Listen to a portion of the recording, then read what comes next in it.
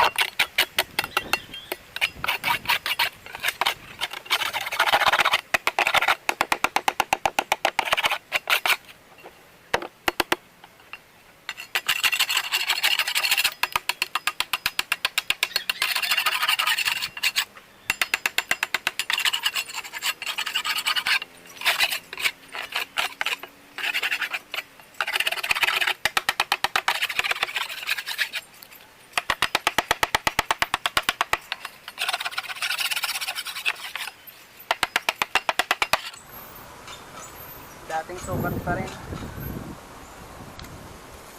25.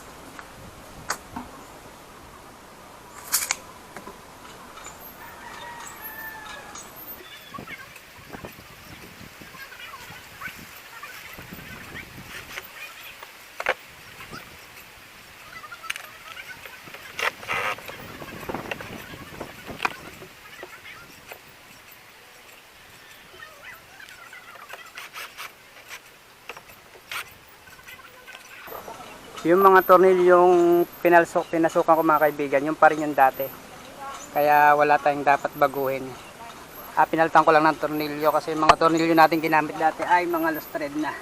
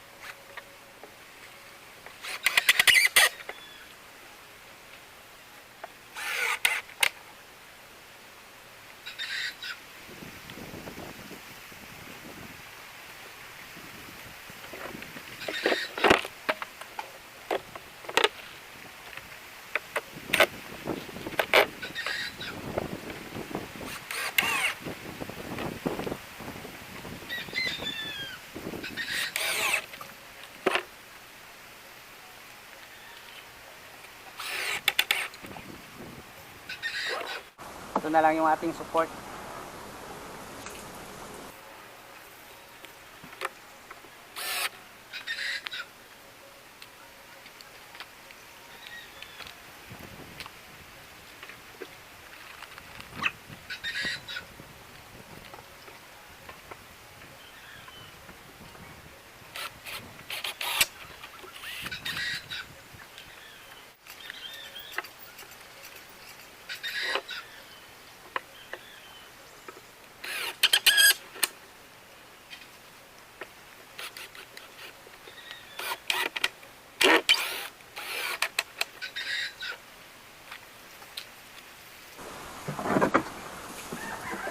Yan, okay na ulit ating porma. Mga kaibigan, okay na ulit ang ating porma, pamorma natin. Okay na ulit siya. Then doon naman tayo sa kabila. So, dito na natin to.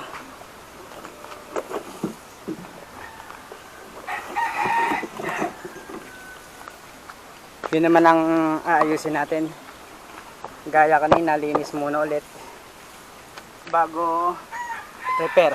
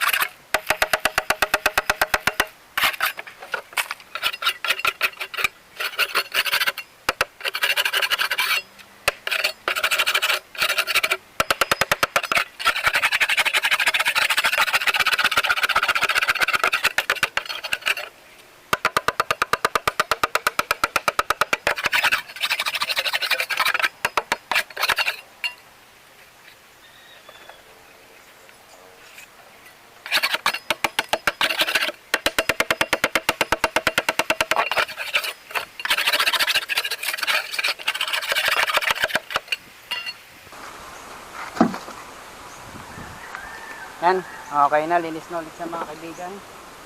Saka natin lalagay.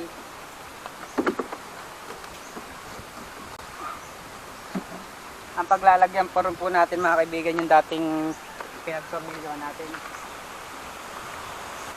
Tapos yung nasira, yun napapalitan na natin. Ililipat na natin tornilyo.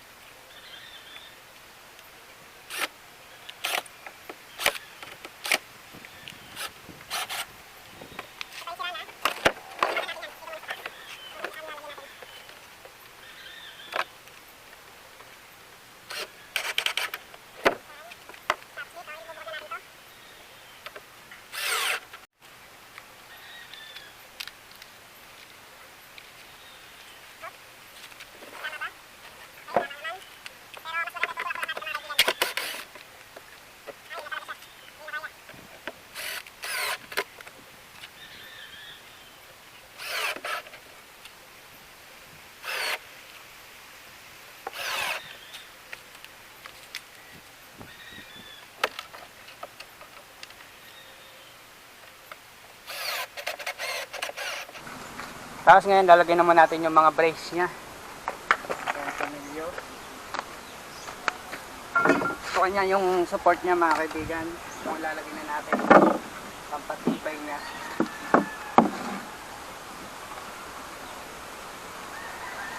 Ito medyo bubutasan na natin ng iba.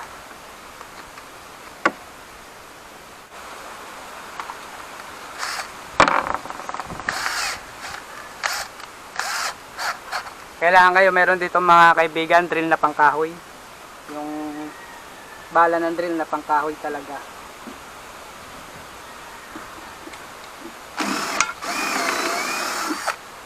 Yan, isa.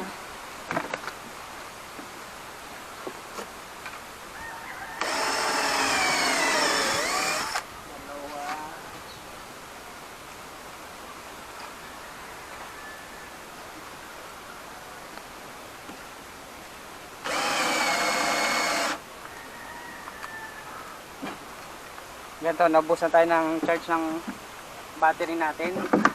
Kaya kuha muna tayo ng battery.